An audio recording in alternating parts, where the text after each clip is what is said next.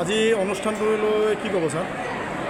আজি নানাগতীয়া মহাবিদ্যালয়ত ইতিমধ্যে আমাৰ আদৰণি মুকলি সভাৰ কাৰ্যসূচী সমাপ্ত হৈছে। গতিকে আমাৰ বাদ্যশিল্পীসকলক তেওঁলোকৰ বাদ্যযন্ত্ৰ আমি সাজু কৰি ৰাখিবলৈ অনুৰোধ জনালোঁ আৰু নৃত্যশিল্পী আৰু কণ্ঠশিল্পী সকলোকে সাজু হৈ থাকিবলৈ অনুৰোধ জনালোঁ।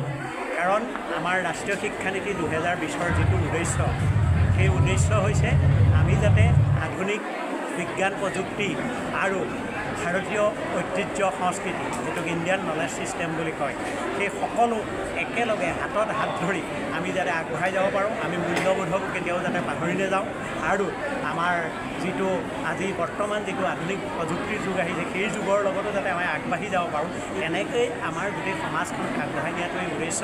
আৰু সেই ক্ষেত্ৰত আজি মহাবিদ্যালয়ৰ ছাত্ৰ ছাত্ৰীসকল, মহাবিদ্যালয়ৰ অধ্যক্ষ সমন্বয় শিক্ষক শিক্ষয়িত্ৰীসকলে মই আজি দেখা পালোঁ, ইয়াৰ পৰা মোৰ এটা অনুভৱ হ'ল, এই ৰাষ্ট্ৰীয় শিক্ষানীতি আমাৰ 2020 ডিব্ৰুগড় বিশ্ববিদ্যালয়ে যেনেকৈ আগবঢ়াই নিবলৈ আশা কৰিছে আৰু তেওঁলোকে এটা ভাল পথত আগবাঢ়ি গৈছে যেন মোৰ অনুমান হৈছে। আৰু মই অতি আনন্দিত এই অনুষ্ঠানটোত উপস্থিত থাকি আৰু এই মহাবিদ্যালয়খনৰ সৰ্বতোপ্ৰকাৰে উন্নতি কামনা কৰিলোঁ। আৰু যিসকল ছাত্ৰ ছাত্ৰীয়ে ইয়াত নামভৰ্তি কৰিছে, সেইসকল ছাত্ৰ ছাত্ৰী আৰু বৰ্তমান আগৰে পৰা থকা ছাত্ৰ ছাত্ৰীসকল, সকলো ছাত্ৰ ছাত্ৰীয়ে ভৱিষ্যত উজ্জ্বল হওক আৰু তেওঁলোক নিজে জীৱিকাৰ লগতে সমাজক, নিজৰ পিতৃ মাতৃকো জীৱিকাই চলক, এই আশা নকৰোঁ।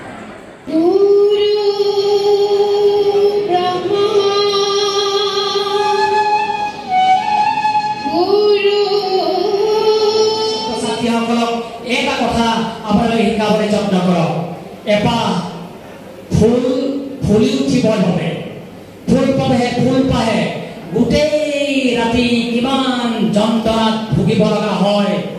সেই যন্ত্ৰণা প্ৰতিজন মানুহৰ মনত যদি জগাই তুলিব পাৰোঁ, সেই যন্ত্ৰণাৰ কথা যদি আমাৰ মৰমৰ ছাত্ৰ ছাত্ৰীসকলে উপলব্ধি কৰিব পাৰে আৰু ৰাতিপুৱা যেতিয়া ফুলপাহ ফুলি উঠে, পৃথিৱীখন তেতিয়া ধুনীয়া হৈ পৰে।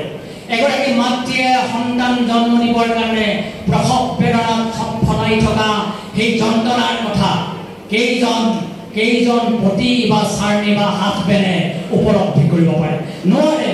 কেৱল সন্তানটো জন্ম দিয়াৰ পাছত আনন্দ কৰি মিঠাই খাওঁ, আমি হাঁহো, আমি ফূৰ্তি কৰোঁ। এই কথাটোকে জ্যোতিপ্ৰসাদ আগৰৱালাই কৈছে, সুন্দৰ যে ফুলাৰ মন্ত্ৰ অহু ৰাত্ৰি মাতে, সেয়েহে আজি ইমান ফুল প্ৰভাতে এপাহ ফুল একেবাৰে উজুতে ফুলি উঠা নাই, সহজতে ফুলি উঠা নাই, গোটেই ৰাতি ফুলপাহ যন্ত্ৰণাত কাতৰ হৈ আছে আৰু ৰাতিপুৱা ফুলপাহ ফুলি উঠিছে। আৰু সেই ফুলি উঠা ফুলপাহৰ সূৰ্যৰ কিৰণ, প্ৰথমটো সূৰ্যৰ কিৰণ ফুলপাহত পৰাৰ লগে লগে ফুলপাহে তিৰবিৰাই উঠিছে আৰু পৃথিৱীখন সৌন্দৰ্যশালী হৈ পৰিছে। এই কামনাৰে মই আপোনালোক, আমাৰ কমল দা আহিছিল, কমল দাই ক'লে যে আজি এটা গান হ'বই লাগিব। সেই গানটো হৈছে নতুন পুৰুষ তুমিতো নোহোৱা ভীৰু কাপুৰুষ, হাতে কামে আজি যদি নোহোৱা পুৰুষ, কাইলৈ হবা তুমি ভীৰু কাপুৰুষ, নতুন পুৰুষ। মই আপোনালোক সকলোকে গভীৰ শ্ৰদ্ধা কৃতজ্ঞতা জ্ঞাপন কৰি বিশ্ববিদ্যালয়ৰ মাননীয় উপাচাৰ্য মহোদয়ৰ শ্ৰীচৰণত সেৱা জনাই মই ক'ব লগা দুআষাৰ সামৰণি মাৰি আপোনালোক সকলোকে আদৰণি জনাইছোঁ।